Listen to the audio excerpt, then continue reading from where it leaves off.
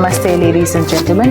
It is with great honor, happiness, and pride that I'm here today meeting with Rajeshwari Auntie. We call her that very lovingly, Rajeshwari Phillips. I'm going to have her say a few words and then start chatting with her. Auntie is 90 years old, 91 this July in a couple of months, and she was one of the first people who moved to Oregon, and we want to know what was life at that time, what has developed now, and where she is from. And so she's going to talk to us. So we're very happy. Thank you, Auntie, so much for your time. Just about yourself. Okay, I'm from Sri Lanka, and I speak Tamil. And my mother is supposedly from Bangalore. I'm not sure about that. I was told that. And I am by profession a Montessori teacher. And I've taught ever since I was 22 years old. So when did you move to US?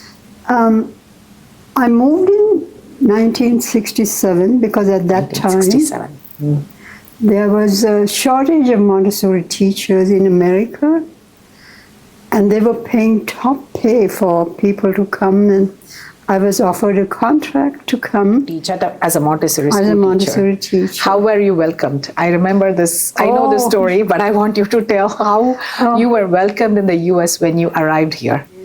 No, we came to Portland, not to Spokane. There's not a Portland airport, and we were met by Miss Spokane, and she handed me a golden key about that big, and a bouquet of roses, and I was not sure what to do with both of them. So then, the golden key and bouquet of roses. Okay, and so, that's how you should be welcoming immigrants.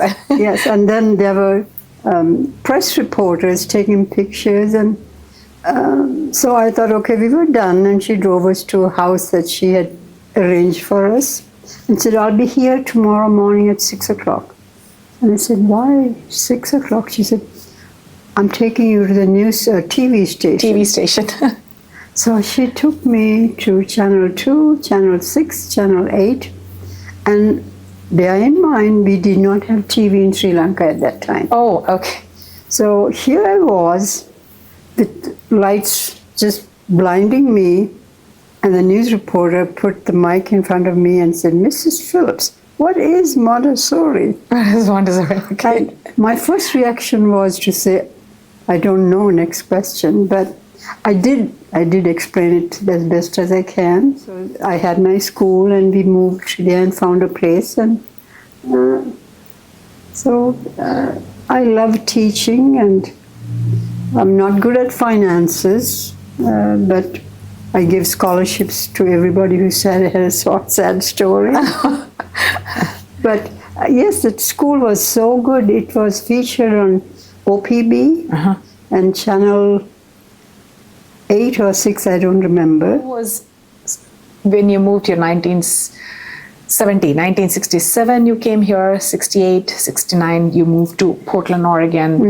And when I moved, you were one of the first people I met.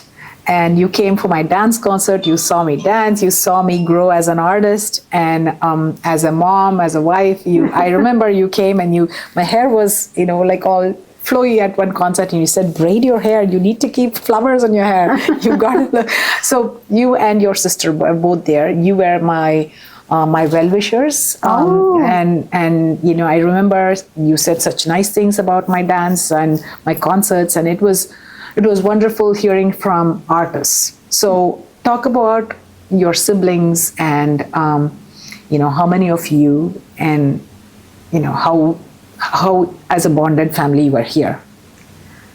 How about what? Bonded, you were all together. Well, I came here, and in 1972, I believe, 67. Yes, 672, we became U.S. citizens. And we were chosen as Citizens of the Year. I don't know why. Citizens of the Year. Of course, you've contributed so much to education for kids especially. Yes, and I don't know on what basis they chose us. I don't know, but we were accorded a reception. Wow. With Mayor Neil Goldschmidt, and so tell me about your connection to the arts, to music. Oh, well, we were taught Carnatic music. Classical Carnatic music. Yes, from the age of, I was 9 and my sister was 11. And we sang together, and we had our first radio recital when I was 12 and she was 14. Okay. And so we became, fairly well known, and we sang in Sri Lanka. Sri Lanka. And there were concerts organized in various cities, and we would go there and sing. And so classical music is very, very appealing to me, and I love listening to it even now. Yes. Rajesh auntie and her sister were both singers, both vocalists in Sri Lanka before they came here, and then they continued here and coming to concerts, and that's how we met each other. And then they used to come to my dance concerts too, and so the bond was pretty strong. And so that's one of the reasons why I wanted to capture her legacy and who she is and how she has contributed as an immigrant from Sri Lanka coming here to Oregon and the Northwest. Once you retired from teaching Montessori school, how were you still connected with the community? What were you doing that? I joined an organization where we would cook and serve meals for the homeless, and at Burnside we'll cook it and take it and serve it to them every Sunday. Then I also belonged to another organization that was called Christmas I forget. So every year I'd put out a nativity scene, and it was on display for public to come and look at. Okay. Your connect to the Sri Lankan community here in the Northwest. Yes. How strong is it? How connected is the community here? I think it's a small community compared to the people from India. And the only lady in a sari, and I'd be chased down the street by people. Like, pretty lady, we saw you on TV. And yes, it was very, very small, but then it grew and grew and grew. Now there's a very large community. It's a huge community. It's a huge community of Sri Lankans from the island of Sri Lanka, which is kind of at the southern tip of India. Yeah, it's called the teardrop of India. I think it's a crystal drop. A pear drop is a beautiful crystal drop of India. Oh, that's a wonderful comparison. So for most people who don't know where Sri Lanka is, please, there is a small distance between India and Sri Lanka is very connected to India. The epics, the very famous epic Ramayana talks about Sri Lanka, and Sri Lanka is the king of Sri Lanka who kidnapped the protagonist Rama, Sri Rama's wife, and Rama had to go to Sri Lanka and bring his wife back. Having vanquished and killed Ravana. Ravana himself had great qualities as the ruler of Sri Lanka, and Sri Lanka is considered one of the most beautiful islands. And there is a bridge between India and Sri Lanka, and a Pamban bridge between India and Sri Lanka, and it still exists, and it's the way that people travel between the two countries. And so with that, anything else you want to add, Auntie? I think as a family, we were totally immersed in our culture. Yeah. And we observed all the festivities, all the occasions, and all the religious observances.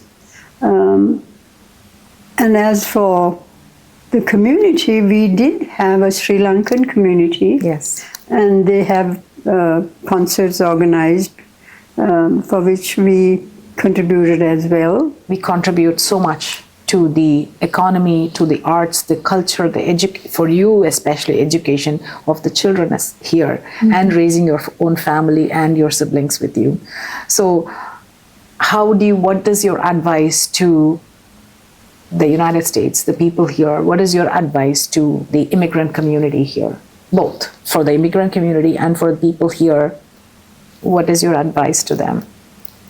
Having seen, you've seen, almost 40 years plus? 57 years. 57 years in the US, so almost 6 decades of America. So what is your advice for immigrants, and what is your advice for the country? For immigrants, I think my advice is, yes, keep your culture, but don't impose it on anybody else.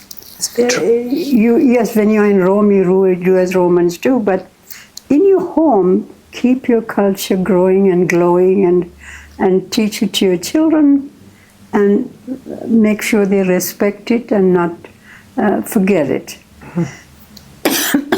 And for United States, I think they are very generous and a very welcoming nation, and I enjoyed being here. For me, this is more my home than Sri Lanka, because I was only 33 when I came. And I've been here the rest of my life. Yes, this is home. And my children, for them, this is home. And they look upon United States as their home. And and I feel thankful and grateful that we were welcomed and loved so much. Excuse me. I'm fine. But the one thing that strikes me is a saying that I've cherished and heard. It is from my spiritual guru, Sri Satya Sai Baba. Mm-hmm. He has said there's only one language, the language of the heart. There's only one religion, the religion of love. Mm-hmm. There's only one race, the race of humanity. There's only one God, and He's omnipresent. Everywhere, yeah. So we are free to express our religious faith and so on. Although, things have changed, but I think I've lived my life very fully and very happily and very peacefully here, and I'm very grateful. Thank you so much. On that note, a sense of celebration, sense of peace, hope, joy from someone who's been here for 6 decades and who moved here when she was, early 30s and has seen a lot of US, and her advice for immigrants, her advice for United States, and her gratitude. And that is who we are as a country. And I am so grateful that I could spend time with you. Thank you. And Rajeshwari Phillips, their contribution and a contribution of immigrants to this country has been enormous, immense, and we are grateful to people like these who have been here as people who moved here 40 years ago, 50 years ago, 60 years ago, and have developed this country as it is growing, as it has been growing. And thank you on that note. On behalf of RASIKA, I am Jayanti Raman, and thank you, Auntie, and thank you, and we'll meet you on the next episode. Thank you. Namaste. Thank you.